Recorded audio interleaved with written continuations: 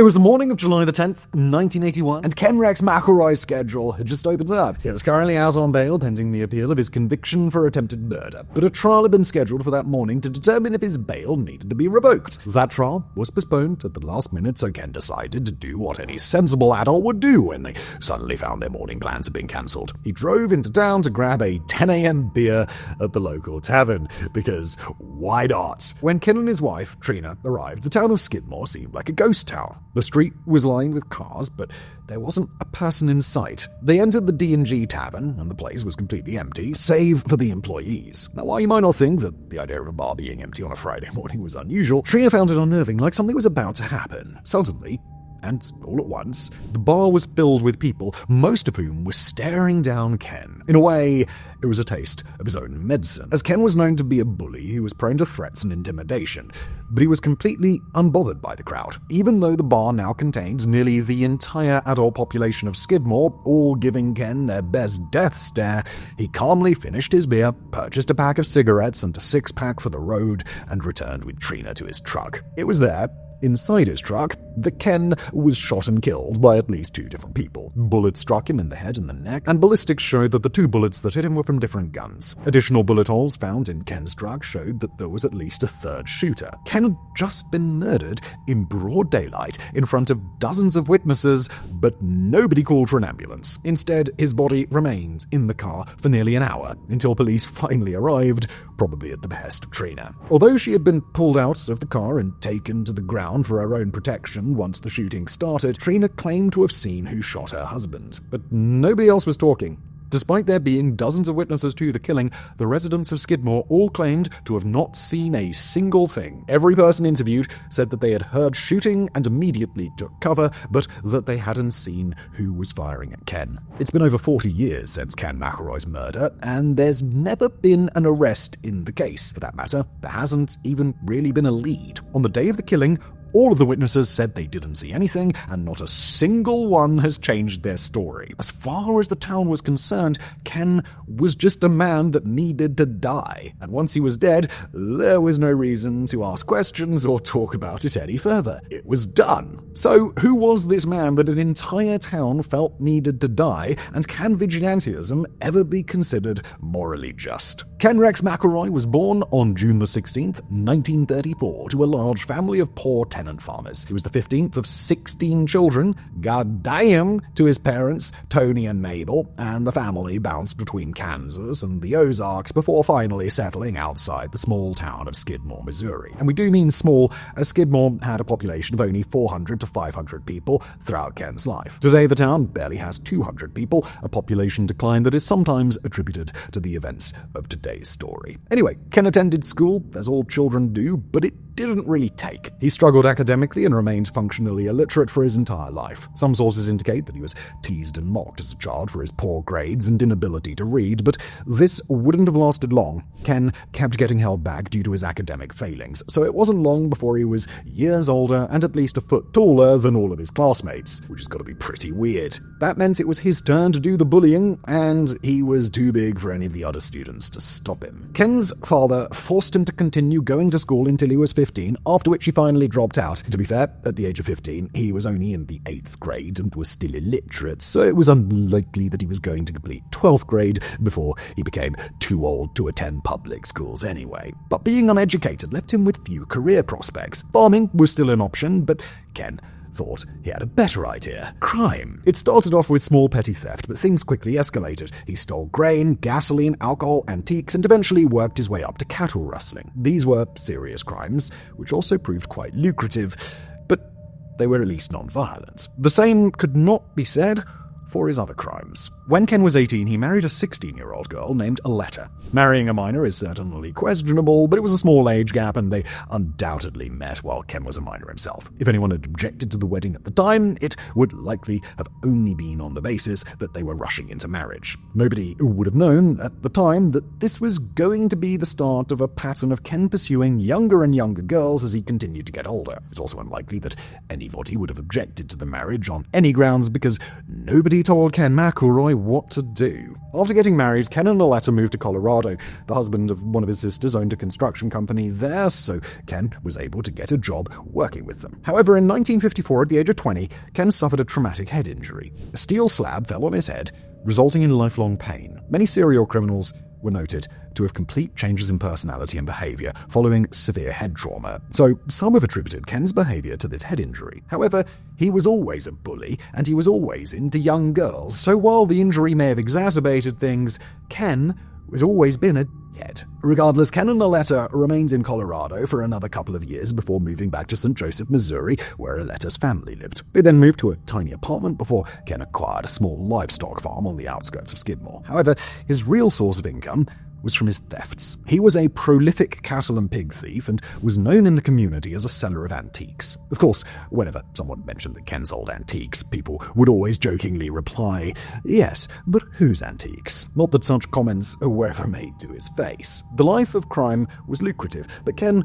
wanted more than money. He wanted to be respected, or at least feared, as someone who was big and important. To that end, much of his time was spent getting into fights that he would inevitably win. He also garnered a reputation as a womanizer, though he wasn't actually interested in women. Ken was considered to be an attractive man, at least when he was younger, and he was also regarded as charming, despite all evidence to the contrary. As such, women would frequently flirt with him while he was married to Loletta, though he would always smile and tell them that they were too old for him. In 1958, the 24-year-old Ken became involved with a 15-year-old girl named Sharon. She was not the only underage girl that he was abusing at the time, but she was the one who would become his second wife. One night, they were in Ken's truck and began arguing about something. Ken pulled out his shotgun to threaten her, a common tactic he used to get his way with people, but the gun misfired. Sharon escaped the car covered in blood and returned home to her parents. When she told them what had happened, they pressed charges against Ken for assault with a deadly weapon. But he had a simple solution for this. A person in the United States can't be compelled to testify against their spouse,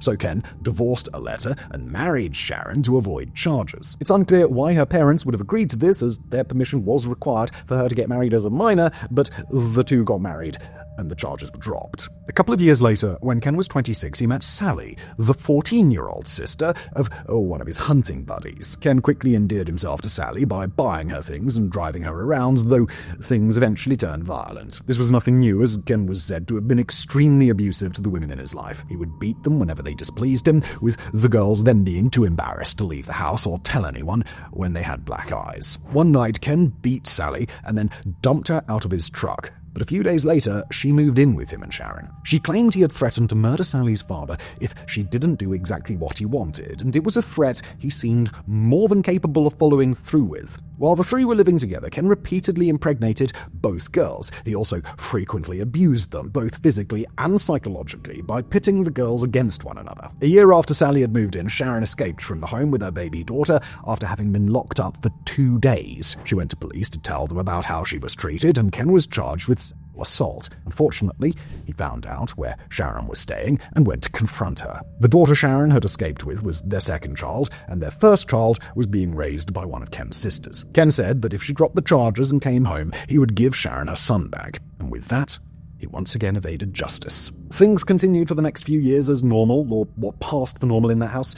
Sharon had 3 more children with Ken, and Sally had 3 children of her own before she was even 17, though those children were all taken away from her and put into foster care. In 1964, at the age of 31, Ken became interested in a new girl, 18-year-old Alice. Realistically, he had been interested in her for years, as the two had known each other since she was 15. He had been grooming her over those 3 years, with Alice completely infatuated and unaware what a horrendous piece of Ken was. Sharon took her children and left to live with her mother in Florida, so Alice moved in to become his third wife. He hadn't actually divorced Sharon, so some sources claim that Ken and Alice were married under common law. However, Missouri stopped recognizing common law marriages over a century ago, so there must have been an actual ceremony. The marriage wouldn't have actually been valid anyway, since Ken was still legally married to Sharon, but he and Alice still lived together and presented themselves as husband and wife for the next several years, so she was likely unaware, but ultimately relieved that their marriage was not legally binding. Anyway, Sally was then kicked out of the house, with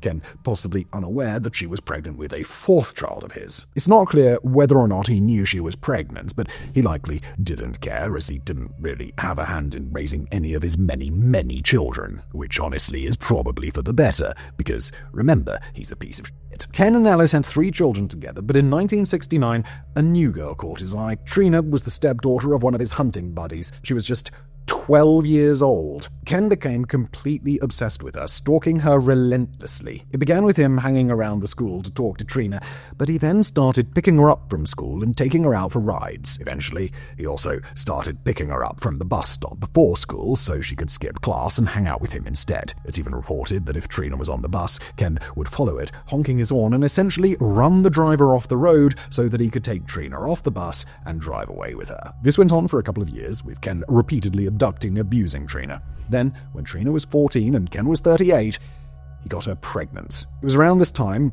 that Alice ran away from home with her son, Ken Jr., or possibly Ken Jr. II, as one of the boys Sally gave birth to had already been named Ken Jr. Regardless, she fled the farm and went back to her mother and stepfather in St. Joseph. Ken found out where she had gone and went to retrieve Alice, threatening to take away her son if he didn't return. She refused, so Ken shot through the open living room window and struck her stepfather, Otha Embry, in the leg. Otha pressed assault charges against Ken, but these charges weren't going to stick, and we'll come back to that in a bit. Pregnant Trina dropped out of school and moved in with Ken and Alice, where she and Alice continued to be abused. Neither girl was happy about the arrangement, and they constantly bickered with one another in between the beatings and assaults at the hands of Ken. A couple of weeks after Trina gave birth, she and Alice fled with their children. They thought that they might be safe at Trina's parents' house, but nowhere was safe from Ken. It took mere hours for him to track them down and force them back to his house at gunpoint.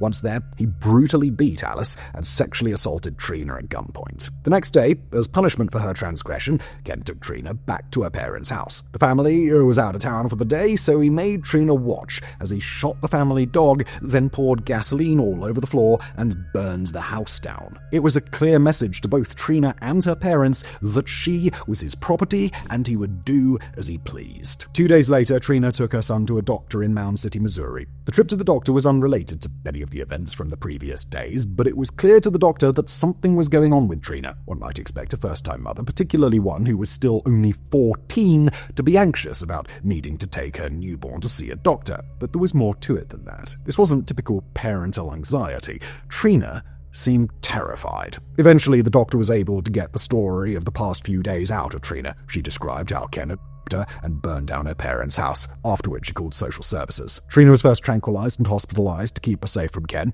and then she and the baby were secretly put into foster care in Maryville, Missouri. Of course, there was nowhere they could hide Trina where Ken couldn't find her. When she was 15, she left the foster home, claiming she was going to live with her grandparents. Shortly afterwards, she and Ken got married. With the only witness to the crimes now unwilling to testify and unable to be compelled to do so, the charges against Ken were dropped. Ken continued to live with Trina and Alice until eventually Alice left, and he remained married to Trina for the remaining 7 years of his life. We touched upon a lot of crimes committed by Ken McElroy, but he was never actually committed of anything. Many sources like to describe him as being able to avoid prosecution in part because he was extremely cunning, but this likely isn't very accurate. Ken's tactics were hardly subtle or devious, instead being nothing but the blunt use of force and intimidation, and more importantly, he had something that the small-town prosecutors couldn't contend with: a big city lawyer. In his early life, Ken was able to avoid justice primarily through witness intimidation. He would threaten people to drop the charges or not testify, often at gunpoint, and would continue to harass them until he was finally clear of legal trouble. But around 1972, he met Richard Gene McFadden, a defense lawyer out of Kansas City. Although his livestock farm was small and not particularly profitable,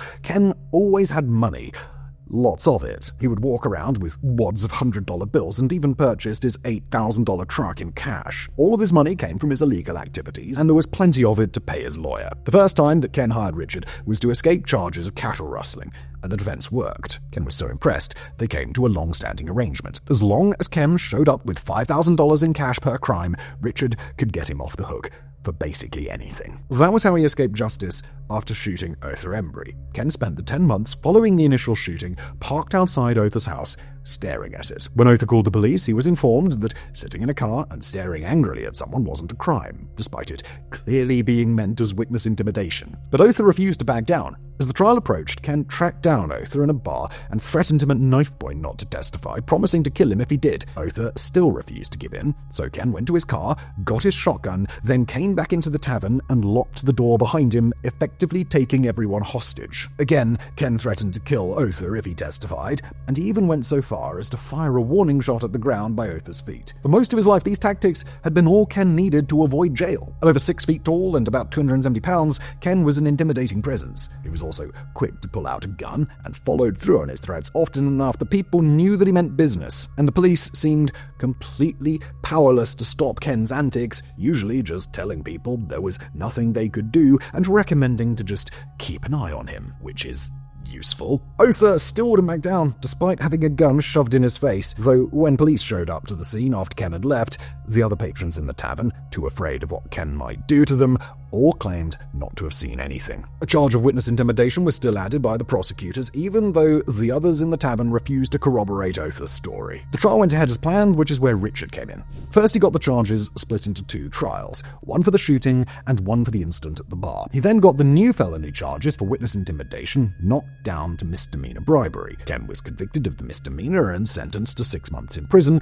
but he was immediately released on bail pending appeal. The files were then inexplicably sealed and the case was dropped, with nothing ever coming from any of this. There was never a trial for the original shooting incident. Holy shit, this lawyer is incredible.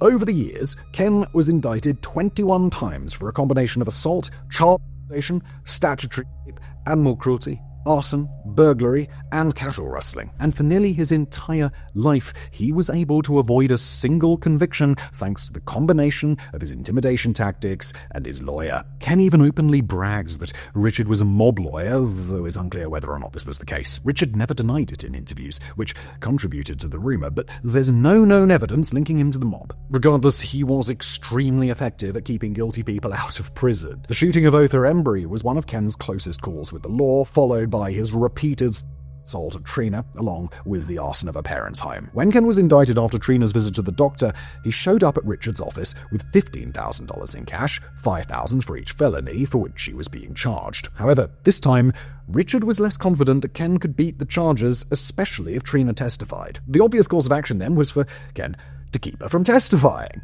Once he had tracked her down to the foster home in Maryville, he began his usual intimidation tactics, trying to get Trina back into his clutches. He would call the house making threats, and in one case offered to trade girl for girl. The foster family had a daughter of their own, and Ken had identified who their daughter was and even what bus she took to school. While the intimidation didn't seem to work on Trina's foster parents, it scared her out of the house nonetheless. A month after Trina left foster care, claiming to go live with her grandparents, Ken showed up at Richard's office and asked him, "What happens if I marry Trina?" And we already know the answer to that, and marriage seemed to be Ken's cheat code for getting out of charges involving underage girls, and in this case, also arson. This time, there could have been a problem though. Sharon had left years earlier, but she and Ken were technically still married. She showed up in Richard's office the next day to sign divorce papers, and after the marriage was officially over, Trina's mother came and signed an affidavit allowing her daughter to marry Ken. She and her husband were terribly opposed to the idea, but Ken had already burned down their house once. There was no guarantee they would be out of town the next time he did so. Later that same day, Richard was able to find an elderly judge in a small town in Missouri to perform the wedding ceremony, with Richard signing as the witness. Once the marriage was official, Richard called the prosecutor to gloat that they'd lost their only witness, leaving them with no case against him. The next close call came a few years later in 1976. Romaine Henry, a farmer in Skidmore, was working in his tool shed when he heard gunshots somewhere on his property. He got in his truck to search his land and came across Ken's truck. When Romaine stopped driving to investigate, Ken walked from behind his truck, wielding his shotgun. Despite being the one trespassing on Romaine's land, he angrily pulled open the door and accused Romaine of having trespassed on his farm earlier. Romain was confused and tried to articulate that he didn't know what Ken was talking about, but Ken opened fire, unloading a round of buckshot into Romain's torso. Ken fired again as Romain was scrambling to get out of his truck, this time hitting him in the forehead and cheek. He tried to fire a third time, but the gun jammed. This gave Romain time to jump back in his truck and speed back to his house, after which he was taken to the hospital by his wife. The next day, Ken was arrested and charged with assault with intent to kill, though he denied having been on Romain's property. Richard immediately got to work, filing his usual change of venue requests and doing everything he could to delay the trial, allowing Ken ample time to employ his intimidation tactics. Although intimidation didn't stop Romain from testifying, the delays had given Ken and Richard enough time to find 2 raccoon hunters who were willing to testify that Ken was out hunting with them far away at the time of the shooting. At trial, Richard was up against a newly elected DA who had never prosecuted a felony before. She was woefully outmatched, and the jury voted to acquit Ken despite the fact that Romain had positively identified him as the shooter. This time, it was Ken's turn to gloat, and he walked around Skidmore saying how he may as well have killed Henry since he would never be convicted. In fact, had his gun not jammed before he could fire a third time, he very well may have committed murder that day. It seemed there was nothing that could be done to stop Ken. He walked around town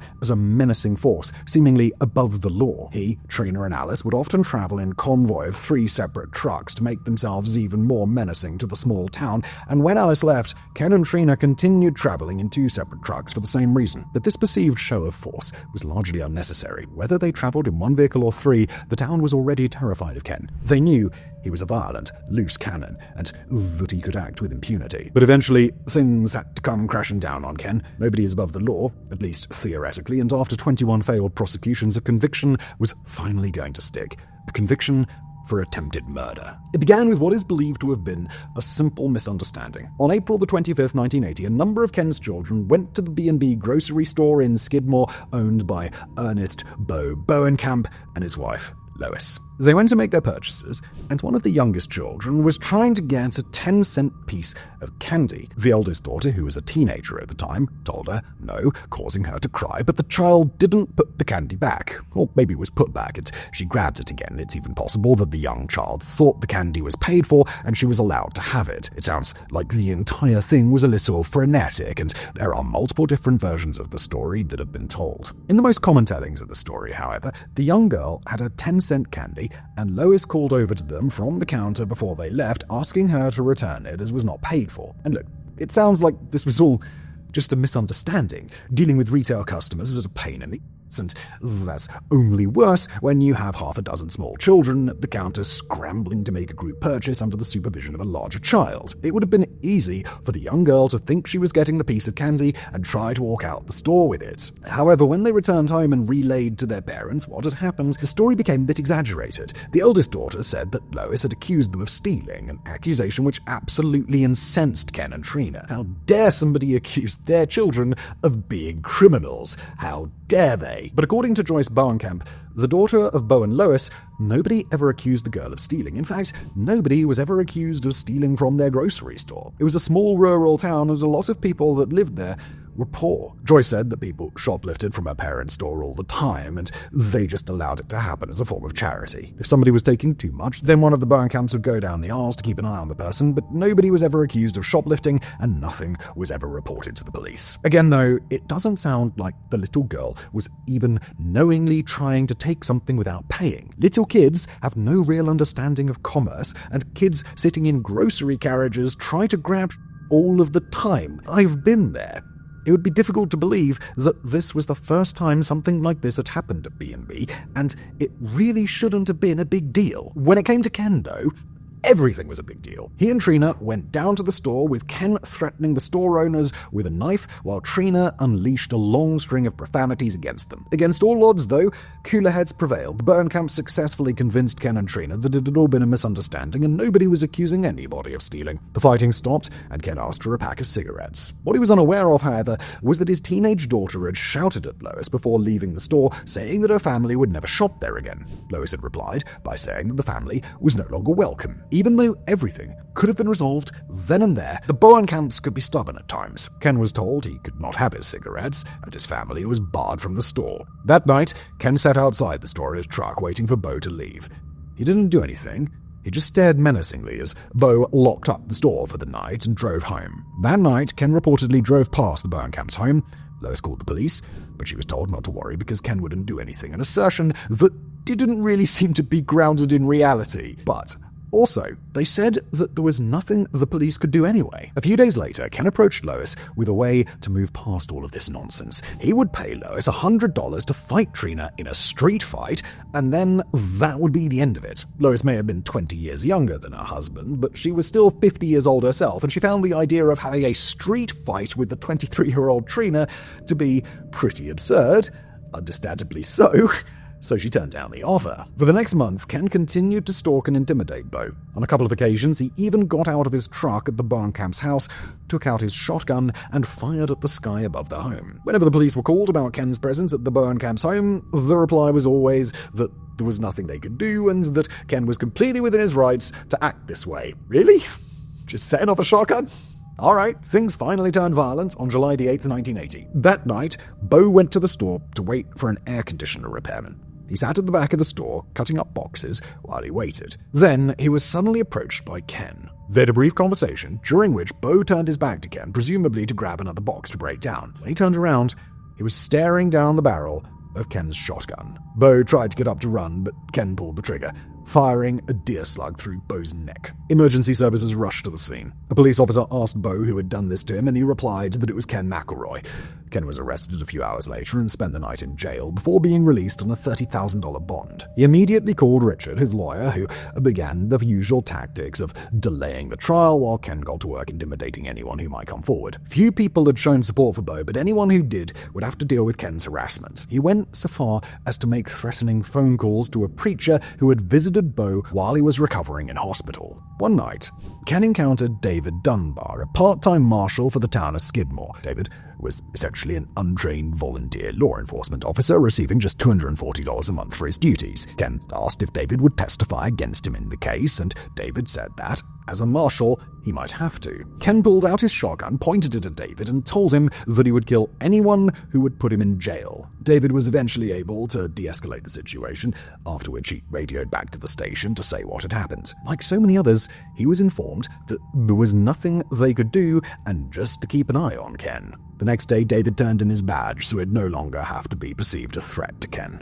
During this time, Ken was not only busy intimidating potential witnesses, he was also trying to create a cover story. He claimed that Bo had assaulted him with a knife and that he only fired in self-defense. While Bo did admit to having a knife in his hand to cut up boxes, nobody believed that he would have assaulted anyone. At 70 years of age and standing at 6'5", he was known to be a gentle giant. The idea that he would have initiated any sort of aggression was just completely unbelievable. The shooting of Bo is often referred to as having been the last straw for the town of Skidmore, but this wasn't really true. Ken continued to terrorize people with impunity, and he remained free on bail for nearly a year before the trial began. Thanks to a change of venue request by Richard, the trial had been moved 75 miles away to the city of Bethany, Missouri, and was delayed until June 25th, 1981. But the change of venue did not help. In essence, the trial came down to Bo's word against Ken's. The defense did find another witness, one of Ken's raccoon-hunting buddies, who claimed she happened to walk by and see Bo lunge at Ken with the knife before he fired the shotgun in self-defense. Of course, the prosecution was able to destroy this narrative by simply asking why she hadn't come forward at any point in the previous 9 months to share that information with law enforcement. The jury was quick to come back with a verdict of guilty for the charge of assault in the second degree. This charge covers multiple different acts, including attempted murder,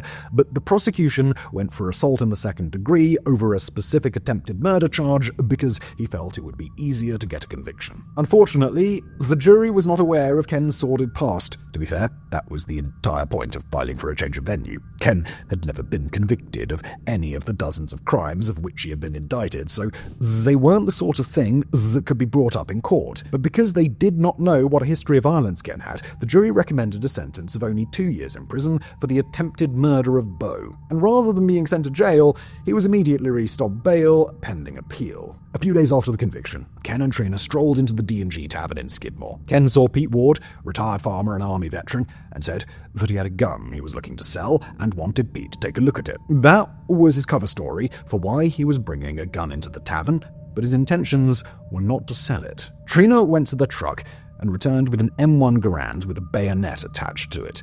Ken took a clip out of his pocket, fed it into the magazine, and chambered around in the rifle. He then described exactly how he was going to finish the job against Bo, using the rifle to shoot him in the head and carve him up like a turkey with the bayonet. If there was a final straw for the people of Skidmore, this was it. Ken had finally been convicted of a serious crime, even if he was given an inadequate sentence, but he still was not being sent to prison. Instead, he was being allowed to roam freely while his high-priced lawyer tried to find a way to weasel Ken out of the minimal accountability with which he'd finally been presented. Not only was he not behind bars, he was standing in a crowded bar making open threats against the victim of his previous crime. Pete left the tavern, gathered his sons and their guns, and together they kept watch of the Bowenkamp's property to prevent Ken from following through with his threat. He and a few other witnesses also signed an affidavit stating what had gone down in the tavern that night, a document that was then sent to the prosecution in an attempt to revoke Ken's bail. While this was the sort of matter that should have been handled immediately, as Ken certainly appeared to be posing a clear and present danger, it was not.